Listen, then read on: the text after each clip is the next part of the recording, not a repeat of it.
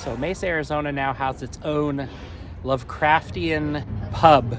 It's called the Silver Key Lounge, and this is the site of Return of the Giving Dead's Ruler of Nightmares, a horror trivia pageant. So let's go check it out.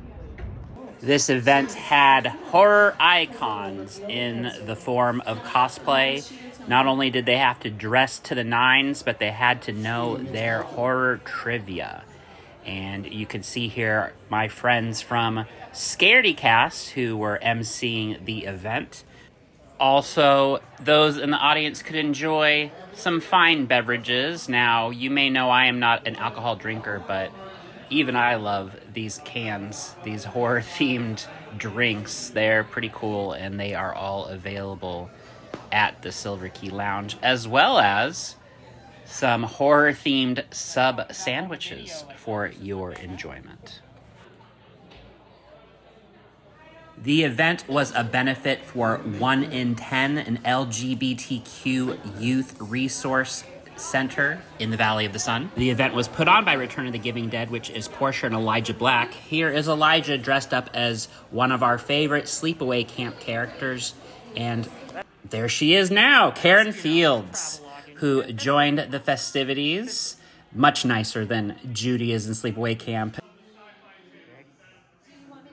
If you are a longtime viewer of Video of the Damned, then you know Stephanie and you know Cult Creep. We love all of her offerings, including the famous skeleton shirts and wonderful stickers. And here's another good friend, Elizabeth. You can see all the pins and buttons and jewelry and other great horror stuff that she has for your haunted heart. And Avid Artifice, who makes these awesome pieces that I always look forward to seeing at these events. And of course, I'd also like to have everyone take a moment to thank Silver Key Lounge for hosting us. An absolutely amazing bar. We come here all the time, even when we're not hosting anything. Just come here, have the amazing drinks, delicious sandwiches, and make sure to check out all this giant wall of games. Our first ever second runner-up of the Ruler of Nightmares. Give it up for the Grabber.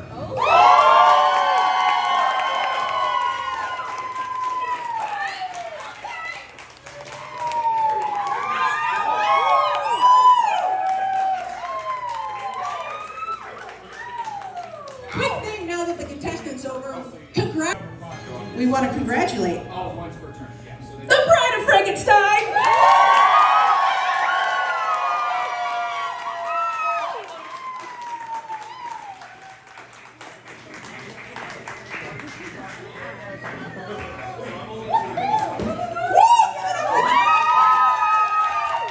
One of the sponsors was Horrormonger Collectibles, one of my favorite shops in Mesa, Arizona. Here's the proprietor, my friend Aaron Sorensen, guest judge. The meanest monster around, Freddy Krueger. Freddy Krueger here won the trash talking category. There were some of the contestants on social media doing their best wrestling style promos.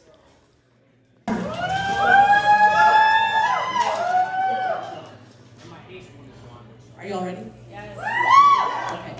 The first ever winner, the title of the Ruler of Nightmares, the creature from the Black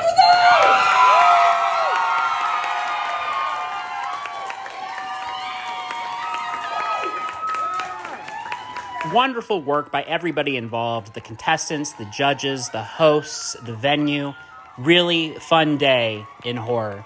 And speaking of horror, here are some of the films I've watched lately. Osgood Perkins may have the top horror movie of 2024 and 2025 because I loved Longlegs and I really loved The Monkey, which is his latest based on Stephen King's 1980 short story. And it has that Stephen King feel. I thought right away of Needful Things, maybe just because that movie has antiques and collectibles. And this film is about a collectible monkey that, when activated, unleashes a final destination like Rube Goldberg device of death. But this has the black comedy that was only kind of hinted at in Longlegs. This just goes all out. The movie starts with Adam Scott as a dad and Christian Convery from Cocaine Bear as his twin sons. The mom is played by Tatiana Maslany, who you know from Orphan Black and She-Hulk. Really great performance here. And we flash forward to the twins grown up. Theo James, who gives me Scott Foley vibes, and he was in the Underworld movies. He's sharing custody of his son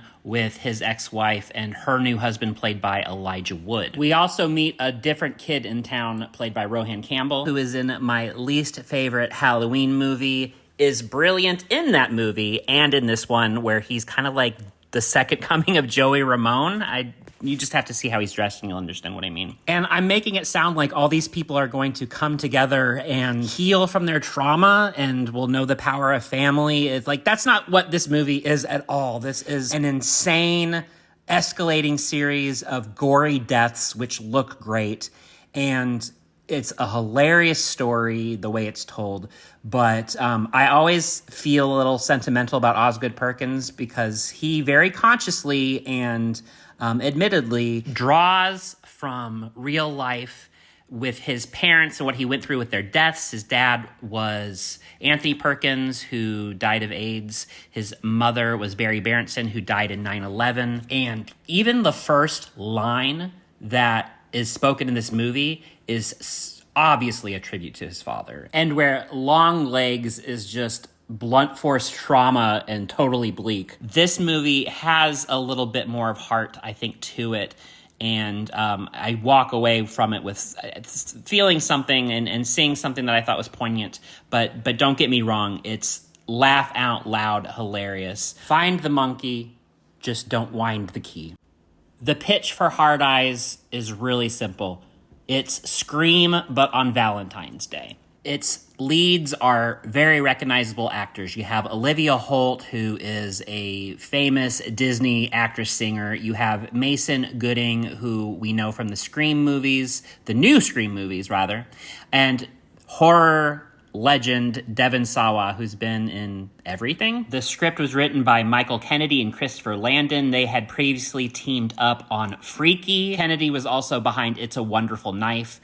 Landon has written and directed Paranormal Activity movies, Disturbia, Happy Death Day to You. Josh Rubin, who we know both as an actor in such great things as A Wounded Fawn and Scare Me, which he directed. He also directed Werewolves Within. So you have an interesting premise. You have a great team behind it. Do they pull it off? I guess that's going to depend on your taste in horror and comedy. This was very much one of those new style comedic horrors. I'm not talking old style horror comedy like Reanimator or Frankenhooker. I'm talking about the newer style that you see in things like Freaky and Abigail and It's a Wonderful Knife. For me, for my tastes, I thought this was really, really funny. I, in fact, thought this was funnier than the new Scream movies, which I do like. And I've said that with Radio Silence, that their humor for me is hit and miss, but I do like their horror. As for this team of Rubin, Landon, Kennedy, and the actors, I think they made a very funny movie. And they made a very effective slasher. Very compelling story. There's also some heartstrings tugged on this with the Valentine's Day, the themes of love and relationships, and I might have even teared up at the ending a bit, which you'll have to see for yourself. Give Heart Eyes a chance. I promise you an unbiased review in this, although Elric Kane, the writer and director of The Dead Thing, is buddies with Colleen, friend of the show. And one of the producers is Monty Yazzie, who is a good friend of the Scaredy Cast crew. And Monty was interviewed on that recently. Monty also is a programmer for a horror sci-fi fest that's part of the Phoenix Film Festival, which I attended, and you will see footage from in our next episode. So that's all to say, a great team behind this, including a great actress, Blue Hunt, who you know from the originals, Another Life, and she was Mirage in The New Mutants. But she plays a very unlikable character in this named Alex. In fact, this movie to me started out slow. It just seemed like this lady with a really stupid dating life, but it turns a corner really, really quick when we meet Ben Smith-Peterson as Kyle. This very much had, to me, Lovecraftian vibes. It had suitable flesh vibes, although not funny like that movie. This was way more creepy and bleak. I enjoyed the setting of Los Angeles. I enjoyed the setting of the high desert, which comes in later. It felt very literary to me, in fact. I thought of Francesca Leah Bloch's Beyond the Pale Motel. Although Kane recently listed his influences on this as everything from Larry Fessenden's Habit to Looking for Mr. Goodbar to Possession. A lot of care and thought into this really creepy tale, but it's also kind of modern, right? There's a dating app element to it as well. And this air of mystery to things as you try to sort out what is going on, and a really appropriate ending. So give it a look and stick it out, even if you feel like, hey, this is just like a relationship movie about a gal in bad relationships. Nope. It goes downhill for these characters in very scary ways. And like I said, with a really cool setting that, it's Los Angeles. I always love Los Angeles. It's my other home. As a devotee of the highly offensive Melt movie from the 80s, the classic Street Trash, I had high expectations for Ryan Coogler's 2024 reimagining. Right out the gate, boom, immediate melt. It set the tone fast. But this is more political than the original. It plays with that offensive humor, but without the same level of cruelty. It has something to say about the class war. The opening newscast had major RoboCop vibes, and this is packed with allusions to the first, the junkyard, the chase, the castration, but it also throws in new wrinkles like this hallucinated creature that gave me Psycho Gorman, Frankie Frico vibes. One thing I noticed is the coloring is totally different. This got a lot more neon. The original had that kind of vibrant grocery store commercial looking sheen on it with Steadicam work from Jim Murrow, who went on to be James Cameron's go-to guy. This one's neon, grimy, edgy. I imagine that the aesthetic and humor is a lot like Fried Berry, which is Ryan Coogler's earlier film, which I haven't seen, but shout out to Matt from Crowded Funhouse. He's been telling me for a while I need to see that. But I do like Ryan Coogler's style. I dig this as its own thing. The original is always going to be closer to my sick heart, but great melt scenes, great tension, and a lot of humor. Some good jokes and weirdness that happens. If you are a trashy person like me, then you will enjoy this new incarnation of Street Trash. Check me out next episode from the Phoenix Film Festival and the International Horror and Sci-Fi Convention. Until then, thank you to Stephanie and the Morbidly Beautiful Network, the exclusive home of Video the Damned. I'll see you on the other side. I remain Hub.